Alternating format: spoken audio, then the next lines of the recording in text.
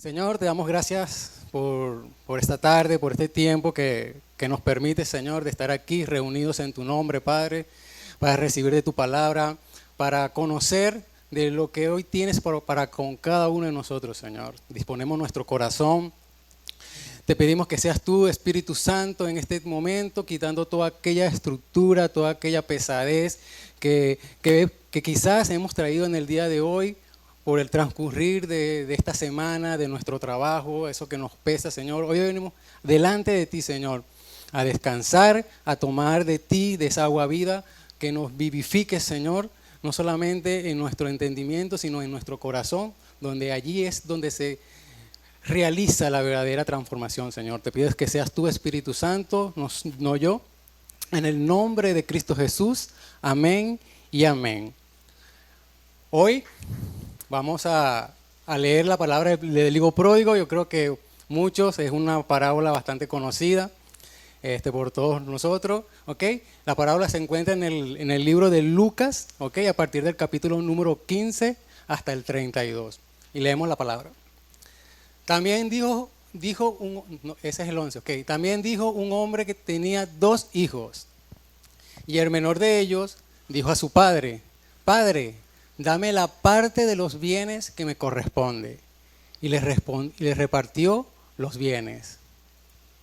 No muchos días después, juntándolo todo, el hijo menor se fue lejos a una provincia apartada.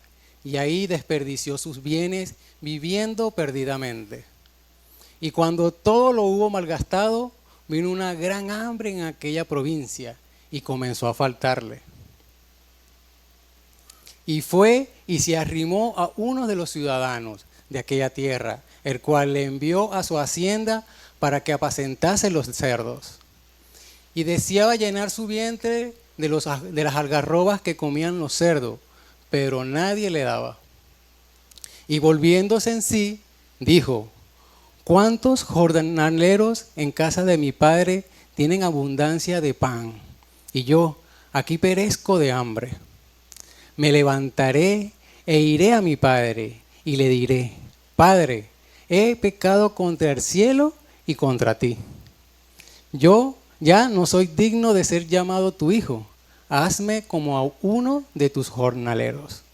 Y levantándose, vino a su padre, y cuando aún estaba lejos, lo vio su padre, y fue movido a misericordia, y corrió, y se echó sobre su cuello, y le besó. Y el hijo le dijo: Padre, he pecado contra el cielo y contra ti, y ya no soy digno de ser llamado tu hijo. Pero el padre dijo a sus siervos: Sacad el mejor vestido y vestidle, y poned un anillo en su mano y calzado en sus pies. Y traed el becerro gordo y matadlo, y comamos y hagamos fiesta. Porque mi hijo muerto era, y ha revivido. Se había perdido y es hallado. Y comenzaron a regocijarse. Y su hijo mayor estaba en el campo, y cuando vino y llegó cerca de la casa, oyó la música y las alabanzas y las danzas. Y llamando a uno de sus criados, le preguntó qué era aquello. Él le dijo: Tu hermano ha venido, y tu padre ha hecho matar el becerro gordo, por haberle recibido bueno y sano.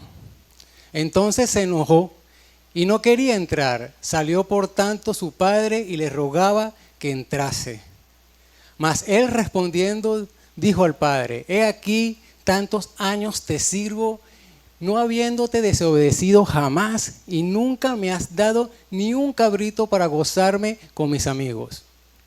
Pero cuando vino tu hijo, que ha consumido tus bienes con rameras, has hecho matar para él el becerro gordo. Él entonces le dijo: Hijo, tú siempre estás conmigo, y todas mis cosas son tuyas. Mas era necesario hacer fiesta y regocijarnos, porque tu hermano era muerto y ha revivido, se había perdido y es hallado. Amén. Fascinante. Pero antes de conocer qué era lo que estaba sucediendo aquí, tenemos que ir y ver lo que en ese panorama estaba aconteciendo. Bueno, Resulta y acontece que Jesús ya había tomado la decisión de ir a Jerusalén, ¿ok? Y mientras que iba hacia Jerusalén se encontraba con varias ciudades, pueblos, y donde cada pueblo que iba sanaba, le compartía la palabra, y así iba hasta su transcurrir hasta llegar a una ciudad en el cual todos, porque la palabra dice todos los pecadores y los recaudadores de impuestos se sentaron a sus pies para escucharle lo que él quería decir. Pero adivinen qué, de entre ellos estaban también los fariseos y también estaban los eruditos de la ley. En aquel entonces, por decirlo de alguna manera clásica, o sea, la élite religiosa del momento estaba allí también. Allí estaba. Entonces estaba ese panorama allí y los religiosos acusaban a Jesús porque él se sentaba a comer con los publicanos y con los pecadores. ¿Ok? Entonces estaba este ambiente y Jesús conocía el corazón de cada uno de ellos, en especial los fariseos, porque eran los que estaban murmurando. ¿Ok? Entonces, al conocer su corazón, Jesús vino y le refirió esta parábola, que en sí esta es la tercera de todo un capítulo, porque realmente son 3 parábolas que en ese instante, en esa situación específica, Jesús les refirió. ¿Ok? Entonces, ¿qué acontecía? Que culturalmente, en aquel entonces, comer con una persona era sinónimo de aceptación, era sinónimo de amistad. ¿Ok? Entonces, para los fariseos, ver a Jesús comiendo con esta clase de personas que culturalmente estaban desechadas porque eran pecadores, era mal visto, ¿ok? Con ellos. O sea, realmente, vamos a ver Juan 7 para poder contextualizar bien este contexto que hoy yo le estoy dando. Juan 7, no, Lucas 7. Yo sé que Dario lo tiene ahí. Lucas 7, 39. Mira los pensamientos de los fariseos. Cuando vio, un momento, este es Simón, un fariseo. Al principio María es Simón, un fariseo que invita a Jesús a comer a su casa. Y mira lo que dice. Esos son los pensamientos de Simón el fariseo. Cuando vio el fariseo, que le había convidado, dijo, para sí, si fuera profeta, refiriéndose a Jesús, conocería quién y qué clase de mujer es la que le toca, que es pecadora. Entonces, o sea, culturalmente, sentarse a comer con pecadores, por los fariseos era totalmente mal visto. Y Jesús conocía esas intenciones, esas murmuraciones y esa acusación directa que le hacía los fariseos en cada ciudad, porque en cada ciudad había uno. ¿Ves? Cada ciudad. Entonces, yo veía esta parábola y mis pensamientos eran, Señor, o sea, ¿qué tuviste en ese momento? Vea, yo quiero ver como tú, ¿cuál fue tu perspectiva en ese momento al ver? O sea, yo me puse en el personaje, de verdad. Y yo me lo imaginaba así. Ya con lo que les he dicho, yo me lo dije así. Pues aquí en un lado estaban los publicanos y los pecadores, y de este lado estaban los fariseos y los escribas. Tal dicho, no se podían mezclar, no se podían ni juntar de un lado al otro. Y yo me imagino así, Jesús viéndolos a todos así, y le decía, Señor, ¿qué veías tú? O sea, para tú darles esta respuesta y para tú referirles a esta parábola, ¿qué fue lo que tú viste? ¿Qué fue lo que tú apreciaste? Y dado al contexto que yo le he dicho, lo que yo pude percibir en esta palabra era que el problema que había allí era un problema de pureza, era un problema de santidad. ¿Ok? O sea, toda la palabra viene y se refiere a que el problema y la percepción que tenían los fariseos de lo que era santidad. Y sabemos que lo que es santidad, ¿verdad? ¿Sabemos qué es santidad? ¿Sí? Es apartados para Dios, es ser santos. Hemos sido apartados para Dios. Y aquí había un problema. Aquí había un problema sumamente, o sea, culturalmente fuerte. Culturalmente fuerte. Entonces, vamos a meternos en la cabeza de un fariseo. a ver, para seguir argumentando y para poder entender por qué Jesús estaba refiriendo y por qué la refirió de la manera como lo hizo. Vamos a meternos en la cabeza del fariseo. Para el fariseo, ¿qué era santidad? Mira, para el fariseo santidad no era solamente una disposición del corazón, era una disciplina rigurosa. O sea, era ritos, era una carga pesada realmente para la mente del fariseo. ¿Ok? 2, no podían comer o tocar nada que era impuro porque los contaminaba. O sea, no podían tener relación social, cero, nada. Si este no era fariseo como el otro, porque los demás eran considerados unos pecadores, eran unos publicanos. Entonces, o sea, relación social, nada. Porque si tocaba, bueno, hermano, Dios me lo guarde, si tocaba a Alfredo, está contaminado. Porque el hermano es magallanero. Magallanero, mi hermano, ¿vale? No podían relacionarse con personas que ellos consideraban pecadoras, porque comprometían su santidad ante Dios. Esa es la mente del fariseo. Y tercero, para ser santos, el fariseo pensaba que tenía que separarse físicamente de todo lo que era impuro. Esa era la mente del fariseo, por eso que no se relacionaban con los pecadores. Ahora bien, ahora vamos a la parábola, vamos a ir al punto de la parábola, porque la parábola hay 3 personajes, el hijo menor, el hijo mayor y el padre, ¿ok? El hijo menor son los pecadores y los recaudadores de impuestos, pues vamos a darle otro término, y el hijo mayor eran los fariseos y el padre era Dios, ¿ok? Entonces, Jesús, ¿a quién le refiere la parábola? A los 2 hijos. Entonces vamos a meternos en la cabeza de los hijos para ver cómo, según el contexto del hijo pródigo, cómo pensaban ellos que era la santidad. Vamos con el hijo mayor. Vean cómo el hijo mayor pensaba que la santidad era por méritos. ¿Ok? O sea, él lo dice y lo expresa en la palabra. Tantos años te serví. O sea, él pensaba que ser apartado por Dios era algo de mérito. Y realmente la palabra lo dice que no es así. Era algo de exclusividad. Ser santo era algo exclusivo. Como yo soy obediente, como yo no rompo un plato, yo me merezco ser exclusivo. Mi hermano no tiene oportunidad contra mí porque él es obediente, pero yo sí tengo la oportunidad porque yo obedezco.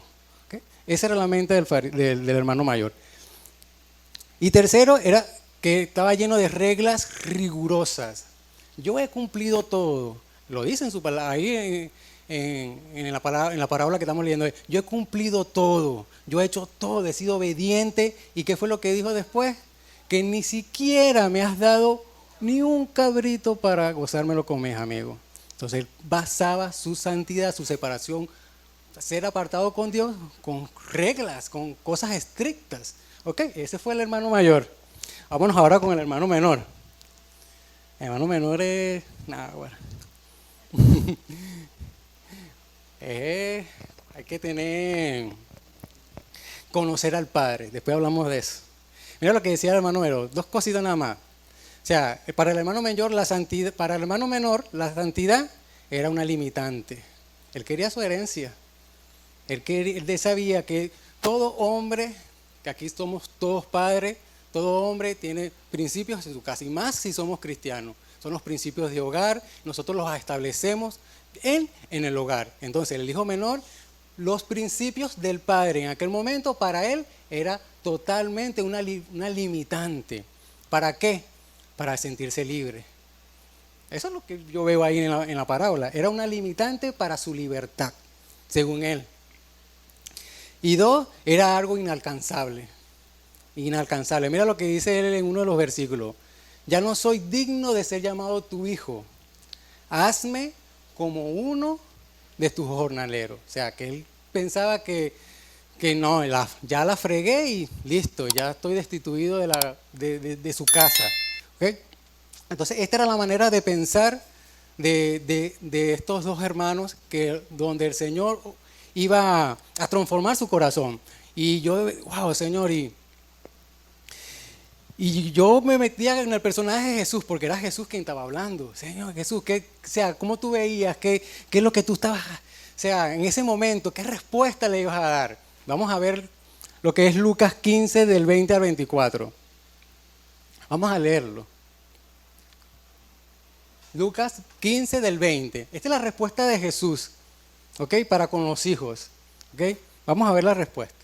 Y levantándose vino a su padre y cuando aún estaba lejos lo vio su padre y fue movido a misericordia y corrió y se echó sobre su cuello y le besó. Y el hijo le dijo, Padre, he pecado contra el cielo y contra ti. O sea que el hijo menor conocía, o sea, lo que estamos hablando, o sea, todo un padre establece principios en el hogar. Y él lo conocía, porque sabía que había fallado, pues. Y no solamente contra el padre, sino que en aquel entonces él conocía la palabra de Dios. Y ya no soy digno de ser llamado tu hijo. Pero el padre dijo a su siervo, sacá el mejor vestido y vestirle, y poné un anillo en su mano y calzado en sus pies. Y trae el becerro gordo, matadlo, y comamos y hagamos fiesta. Porque mi hijo muerto era, y ha revivido, se había perdido y es hallado. Y comenzaron a regocijarse. O sea, esta respuesta de Jesús fue, o sea, controversial. La respuesta de Jesús estaba rompiendo con todo paradigma, con toda estructura que en aquel tiempo los fariseos habían establecido. Y ya mira, vean esto, culturalmente, o sea, solicitar la herencia a un hijo, o sea, no que era algo imposible y que era toda una falta de respeto, no, o sea, el hijo menor sí podía pedir la herencia, sí la podía, pero no era algo común, no era algo que en aquel entonces se estilaba que el padre lo hiciera. ¿Por qué? Porque en aquel entonces tú pedirle la herencia a un padre que estaba activo y tú siendo el menor de los hermanos, era como decirle, mira, dame lo mío porque ya, qué fastidio, yo quiero que ya tú desfallezcas y ya, yo no aguanto más estar aquí, yo me quiero ir. O sea, hacer mi vida como yo quiero hacerla. Eso es lo que el hijo menor estaba haciendo en aquel entonces cuando le pedía la herencia a su padre. Y no todo eso, sino que en aquel entonces había algo que se llamaba la ceremonia del quesasá. ¿Qué es esa ceremonia del quesasá? La ceremonia del quesasá se basaba en que cuando un hijo derrochaba la herencia y la perdía, ¿okay? Y se iba fuera por decirlo así, de la comunidad donde había establecido la comunidad judía en aquel momento, se iba y desechaba todo. Y al regresar, la comunidad judía lo que hacía era que los esperaba cuando regresara. Cuando regresaba, ellos agarraban unos jarrones, ¿ok? Y los partían. Y eso era sinónimo que tú regresaste, pero ya tú no eres digno de ser hijo de esta casa. Entonces, eso era lo que era la ceremonia del Quetzalá. O sea, estaba para la comunidad judía y para el fariseo estaba totalmente desechado, no tenía chance ya el hijo menor. Y que culturalmente se esperaba que el padre cuando llegara, vamos a decirlo actualizado, decirle al hijo, cometiste el error, te lo dije. Eso es lo que esperaba el hijo menor. Una respuesta dura, fuerte, el cual entre ellos dos iba a establecer una relación no muy cómoda, ¿ok? Y todo esto lo conocía el hijo menor. Pero ahora bien, ¿qué es lo que hablamos? ¿Qué es lo que vimos en el pasaje? El Señor sabía todo lo que el hijo menor había hecho y lo que culturalmente se significaba. Y sabía. Y él lo que hizo es que cuando lo vio desde lejos, se echó a correr. Y eso de que un padre, un patriarca en aquel entonces, echarse a correr, era lo más humillante e indignante de aquel entonces. Recuerden, en aquel entonces la gente se vestía con batas. Ellos andaban en batas, no era que andamos ahorita con jean y eso, no era. Entonces, para correr un padre, ¿qué es lo que tenía que hacer? Subirse de su batola, pelar las piernas y a correr. Y eso era humillante, eso era lo peor de aquel entonces. Y él no esperó a que llegara a su casa, sino que el padre se echó a correr porque sabía que cuando lo vieran el pueblo, ¿qué le iba a hacer? Le iba a aplicar la ceremonia del quesasá. Lo iban a destituir. Eso es lo que esperaba el hijo menor y lo que sabía el padre lo que iba a acontecer. Por eso es que el padre cuando lo ve de lejos se echa a correr, llega, lo besa y el hijo menor tenía todo un discurso preparado. El Señor ni lo dejó hablar, lo besó. Y para aquel entonces el único que podía besar a un hijo que había malgastado su herencia era su mamá. Y en ese entonces el Señor ni lo esperó, lo besó, hizo todo contrario. Y con todo esto que el Señor estaba haciendo, estaba rompiendo con todas esas estructuras que tenía el fariseo en aquel entonces. Y también con las estructuras del hijo menor, porque él esperaba lo peor. Porque él sabía que había pecado contra el cielo, había pecado contra su padre. Y con todo eso el Señor, por amor, eso se llama por amor, corrió, se humilló, lo besó y lo restituyó como hijo. Amén. Vamos a darle un fuerte aplauso al Señor.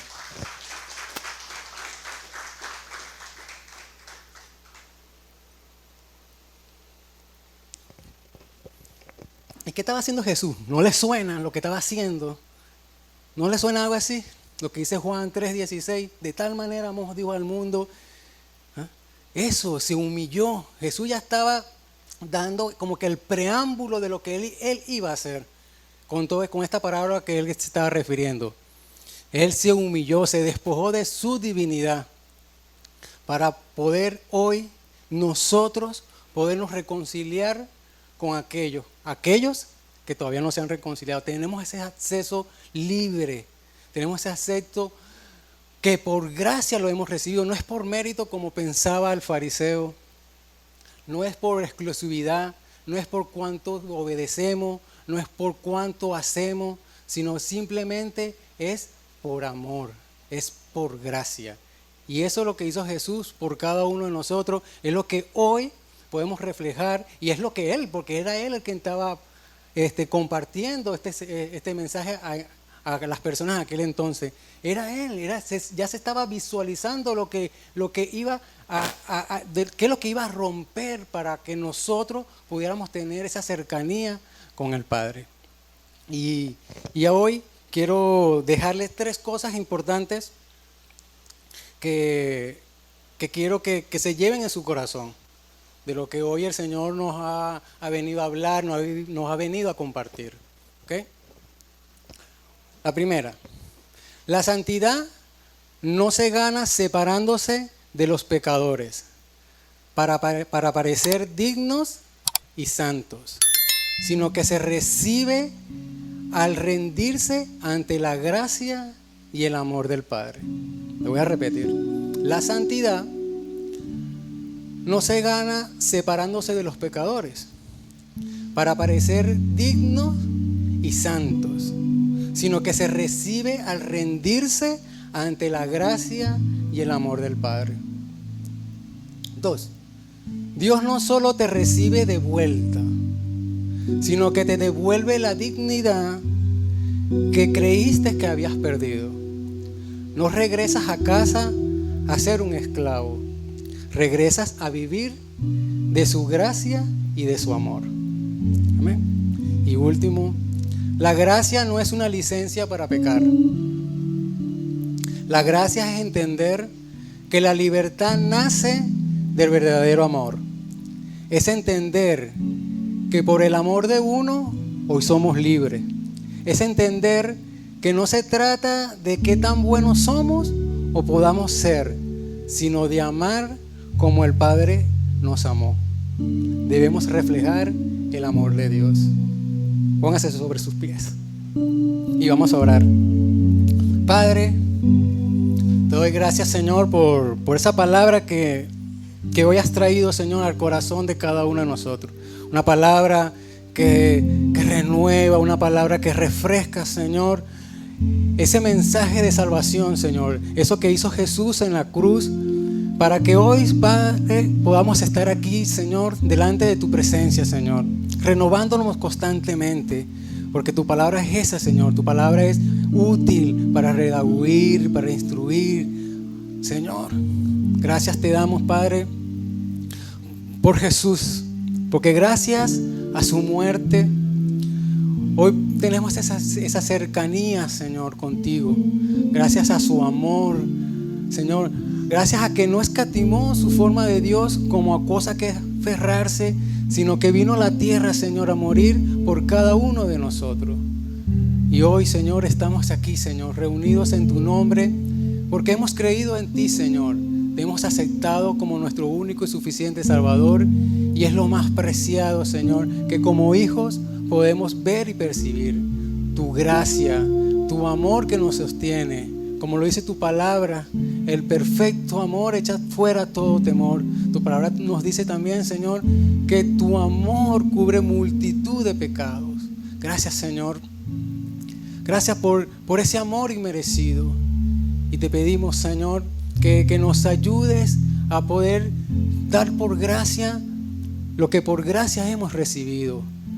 Somos hijos tuyos, Señor, y por lo tanto debemos reflejar y emanar ese amor que tú nos diste aquel día, Señor, al vernos, a escogernos, a apartarnos, a arrancarnos de ese reino de tinieblas y traernos a tu luz, a tu presencia, Señor.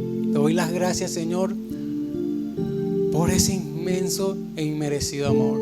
A ti sea toda la gloria esta tarde y toda la honra en el nombre de Cristo Jesús. Amén y amén.